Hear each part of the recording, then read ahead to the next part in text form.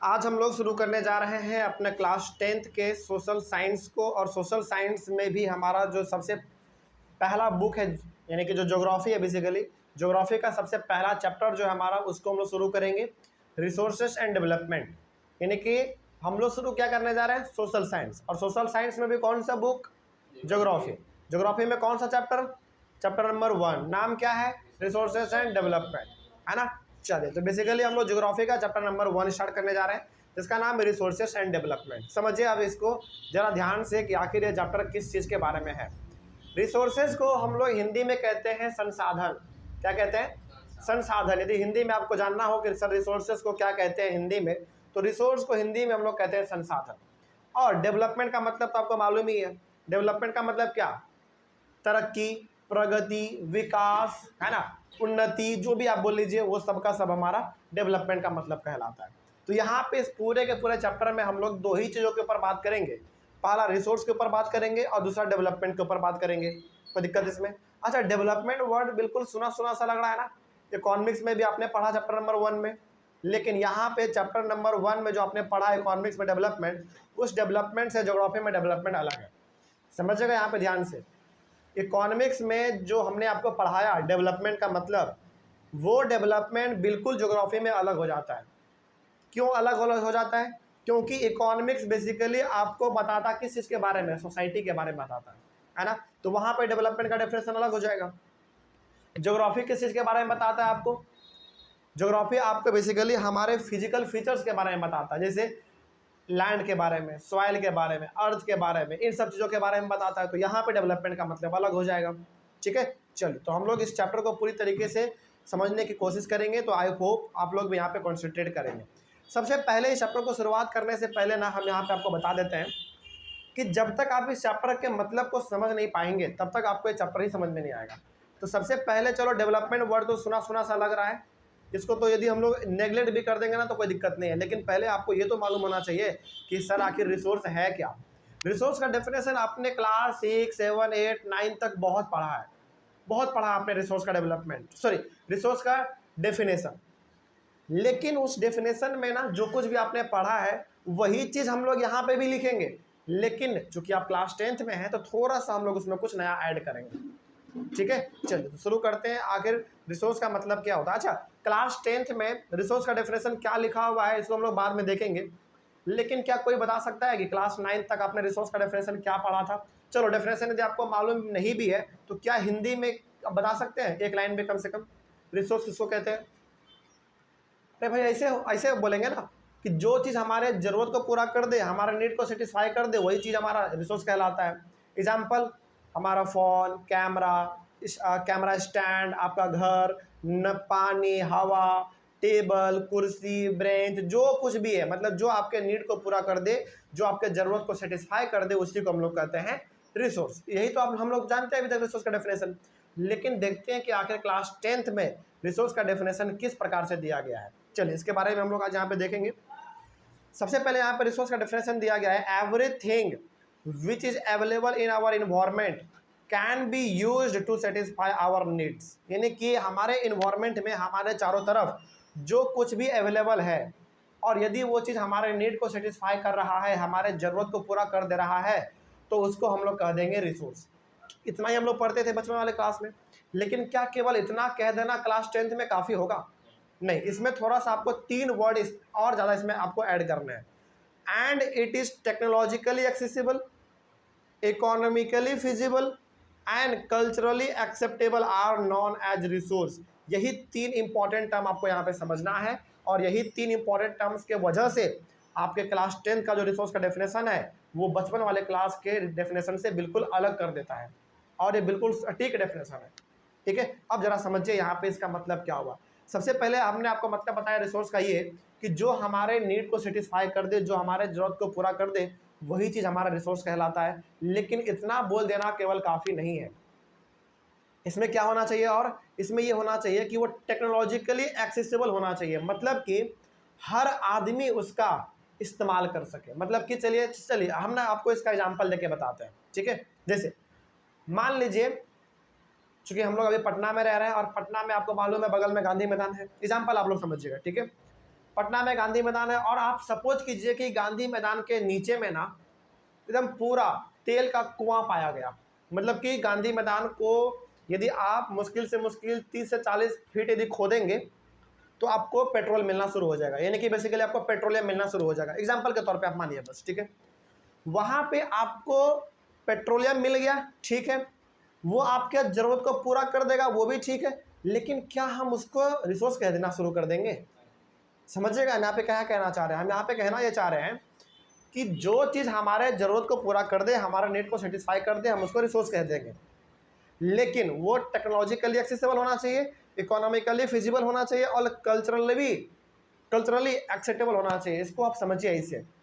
Suppose कीजिए कि पटना के गांधी मैदान में, गांधी मैदान के नीचे ये पाया गया, मतलब रिसर्च में यह पाया गया कि गांधी मैदान के नीचे जो है ना 50 मीटर यदि आप नीचे खोदेंगे तो आपको पेट्रोलियम मिलना शुरू हो जाएगा। चलिए भाई, वो पेट्रोलियम है तो कहीं ना कहीं आगे चल के हमारे नीड को वो पूरा करेगा, तो क्या हम उसको रिसोर्स कहना शुरू कर देंगे उस पेट्रोलियम को? बिल्कुल भी नहीं। फिर कब कहेंगे उसको रिसोर्स? तब कहेंगे जब हमारे पास उस रिसोर्स को निकालने के लिए टेक्नोलॉजी हो। पहला बात भाई, आपके पास, आपको मालूम चल गया कि गांधी मैदान के नीचे 40 मीटर के नीचे रिसोर्स है, यानी कि पेट्रोलियम है, लेकिन उसको बाहर निकालने के लिए आपके पास एप्रोप्रिएट टेक्नोलॉजी भी तो होना चाहिए। मान लीजिए कि पेट्रोलियम पाया गया लेकिन आप उसको निकाल ही नहीं पा रहे, तो उसका क्या फ़ायदा? क्या आप उसको इस्तेमाल कर पाएंगे? नहीं कर पाएंगे। उसी प्रकार से यहाँ पे कहा गया है इट इज़ टेक्नोलॉजिकली एक्सेसिबल, यानी कि हमारे पास उस रिसोर्स को एक्सेस करने के लिए टेक्नोलॉजी होना चाहिए। दूसरा बात यहाँ पे इकोनॉमिकली फिजिबल, मतलब कि वो रिसोर्स बहुत ही सस्ता होना चाहिए, इतना सस्ता होना चाहिए कि लगभग हर आदमी उसको अफोर्ड कर सके। अब अच्छा चलिए मान लीजिए पेट्रोलियम पाया गया गांधी मैदान के नीचे, ठीक है, आपने उसको टेक्नोलॉजी के मदद से बाहर भी निकाल लिया, लेकिन हर आदमी उसको अफोर्ड ही नहीं कर पा रहा है, खरीद ही नहीं पा रहा है, अपने ज़रूरत को वो पूरा ही नहीं कर पा रहा है, तो क्या वो रिसोर्स कहलाएगा?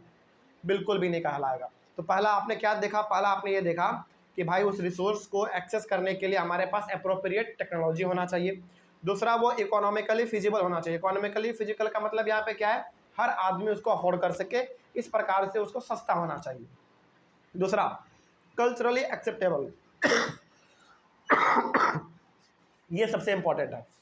कल्चरली एक्सेप्टेबल का मतलब है कि भाई हमारा समाज, हमारा सोसाइटी उसको एक्सेप्ट भी करे। मतलब कि आपने टेक्नोलॉजी के मदद से पेट्रोलियम बाहर निकाल लिया, आपने उसको सस्ता भी कर दिया, ठीक है, लेकिन हमारा सोसाइटी उसको एक्सेप्ट ही नहीं कर रहा है, पेट्रोलियम खरीद ही नहीं रहा है, वो अपने गाड़ी में डालने के लिए पेट्रोलियम यानी कि पेट्रोल डीजल खरीद ही नहीं रहा है, तो फिर वो रिसोर्स का क्या फ़ायदा? कोई दिक्कत समझ में आ रही है? तो जिस रिसोर्स के पास ये तीनों का तीनों चीज़ अवेलेबल है, तीनों का तीनों ये फीचर्स अवेलेबल है, वही रिसोर्स हमारा एक्चुअल रिसोर्स कहलाएगा। कोई दिक्कत अब इसमें?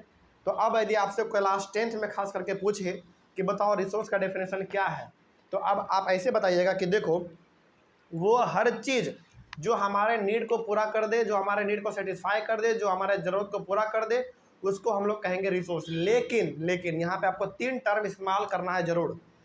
लेकिन वो चीज़ टेक्नोलॉजिकली एक्सेसिबल होना चाहिए, इकोनॉमिकली फिजिबल होना चाहिए, और तीसरा कल्चरली एक्सेप्टेबल होना चाहिए, यानी कि हर एक आदमी उसको एक्सेप्ट भी करे, तब भी हम लोग जाके उसको रिसोर्स कहेंगे। ऐसा नहीं है कि कोई रिसोर्स यदि पाया गया, कोई रिसोर्स है यानी कि कोई चीज़ रखा हुआ है तो सिंपली हम उसको रिसोर्स कहना शुरू कर देंगे, बिल्कुल भी नहीं। जैसे मान लीजिए आप फ़ोन इस्तेमाल करते हैं, है कि नहीं, तो फ़ोन अपने आप में क्या एक रिसोर्स है। अब फ़ोन के ऊपर हम इन तीनों क्राइटेरिया को लागू करके देखते हैं क्या सटीक बैठता है कि नहीं बैठता है, ठीक है। क्या फ़ोन टेक्नोलॉजिकली एक्सेसिबल है? बिल्कुल है भाई, फ़ोन के पास टेक्नोलॉजी है, यदि हमको बात करना होता है कहीं तो हम टेक्नोलॉजी की मदद से बात कर लेते हैं। यानी कि फ़ोन एकमात्र ऐसा आपके पास सहारा है जिसके वजह से आप बैठे बैठे पूरी दुनिया को घूम सकते हो, है कि नहीं। यानी कि टेक्नोलॉजिकली एक्सेसिबल है वो, ठीक है, पहला स्टेप उन्होंने पास कर लिया। दूसरा है इकोनॉमिकली फिजिबल। क्या हर आदमी उसको खरीद पा रहा है? आज के दौर में तो लगभग हर आदमी उसको खरीद पा रहा है। आज के दौर में मतलब स्मार्टफोन का इतना क्रेज हो गया है कि आदमी के पास खाने के लिए पैसा हो ना हो, फ़ोन ज़रूर होता है कि नहीं? सही बात है कि नहीं? बिल्कुल होता है। तो भाई वो इकोनॉमिकली भी फिजिबल है, यानी कि हर आदमी उसको अफोर्ड कर पा रहा है। दूसरा बात, क्या वो कल्चरली एक्सेप्टेबल है कि नहीं है? बिल्कुल है। आज हमको नहीं लगता है कि भारत में ऐसा कोई घर बचा होगा जहाँ पे कि फ़ोन है ही नहीं। लगभग हर घर में आपको एक ना एक फ़ोन ज़रूर देखने को मिल जाएगा, चाहे वो फ़ोन स्क्रीन टच वाला हो या फिर बटन वाला हो, लेकिन फ़ोन तो है ना। इसका मतलब वो हर चीज़ जो आपके ज़रूरत को पूरा कर रहा है, उसके साथ ये तीनों का तीनों क्राइटेरिया यदि फुलफिल हो रहा है, तभी हम उसको कहेंगे रिसोर्स। यदि नहीं हो रहा है तो नहीं कहेंगे रिसोर्स। बात खत्म। क्या कोई दिक्कत इसमें? चलिए, तो ये हो गया हमारा रिसोर्स का प्रॉपर डिफिनेशन क्लास 10th का। आगे बढ़ते हैं। अब इसमें कुछ और भी बहुत सारे चीज़ लिखे हुए हैं, जैसे the process of transformation of things available in our environment involves an interdependent relationship between nature, technology and institution. देखिए, हमारे इन्वायरमेंट में ना जब भी कोई चीज़ पाया जाता है, समझिएगा ध्यान से, जब भी हमारे इन्वायरमेंट में या फिर हमारे एटमॉस्फेयर में जब भी कोई चीज़ पाया जाता है, तो उसको इस्तेमाल करने में तीन चीज़ का बहुत ज़रूरत होता है। बात समझ रही है हम क्या कह रहे हैं? हम यहाँ पे कहना चाह रहे हैं कि मान लीजिए कि हमारे इन्वायरमेंट में कुछ नया चीज़ पाया गया है ना, कोई नया चीज़ इन्वेंट कर दिया गया, तो उस नए चीज़ को इस्तेमाल करने के लिए हमारे पास तीन चीज़ों का होना बहुत ही ज़रूरी है। वो क्या क्या चीज़ है? सबसे पहला हमारा वो नेचर, दूसरा है टेक्नोलॉजी और तीसरा है इंस्टीट्यूशन। अब इसके मतलब आप समझिए, यहाँ पे ना बहुत कम आपके एनसीईआरटी बुक में इसको बताया गया है, लेकिन यहाँ पे ना एक डायग्राम आपके बुक में दिया गया है, एक ट्रायंगल शेप दिया होगा आपके बुक में, देखिए ट्रायंगल दिया हुआ है। उसके टॉप पे लिखा हुआ है नेचर, उसके बाद एक साइड में लिखा हुआ है टेक्नोलॉजी, उसके बाद लिखा हुआ है इंस्टीट्यूशन। ये क्या बताना चाह रहा है? समझिएगा ध्यान से, क्या बताना चाह रहा है। पहले एक पॉइंट पढ़ते हैं, उसके बाद आपको बताते हैं। लिखा हुआ है human beings interact with nature through technology and create institution to accelerate their economic development. इसका मतलब क्या हुआ? इसका मतलब आप समझिए ध्यान से।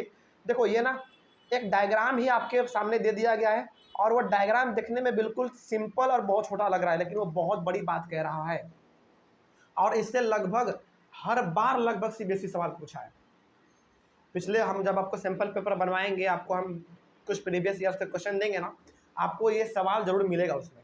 ठीक है, देखिए यहाँ पे ट्रायंगल के शेप का जो दिया गया है डायग्राम आपके बुक में, वो क्या बताना चाह रहा है? वो ये बताना चाह रहा है कि देखो, जब भी कोई रिसोर्स पाया जाता है, तो वो रिसोर्स कहाँ पाया जाएगा बताइए?